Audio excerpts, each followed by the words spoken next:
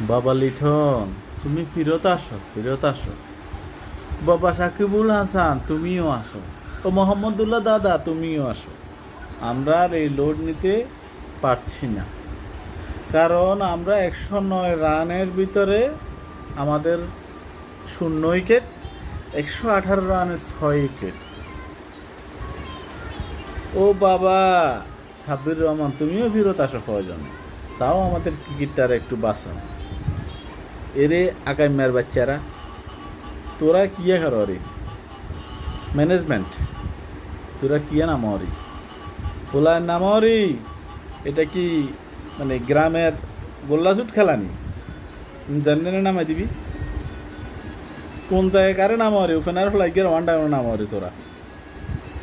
এটা ওপেনার, সে জায়গায় কনপ্লেন আনতে হবে, তোরা বুঝতে হবে।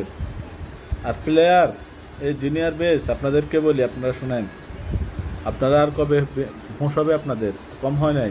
ভারতের জুনিয়র ফোলা ফ্যানগুলোর দিকে একটু তাকান। আর কিছু লাগে না গো ভাই, আর কিছু লাগে না। আমাদেরকে এই ইমোশনালে আঘাত করেন না, এভাবে আমাদের আবেগের প্রতি খেলা করেন না। একটু মেধা খাটাইয়া চলেন। 2-3টা উইকেট চলে গেলে কীভাবে খেলতে হবে সেটা একটু দেখেন, একটু দেখে শুনে শিখেন। আহা রে।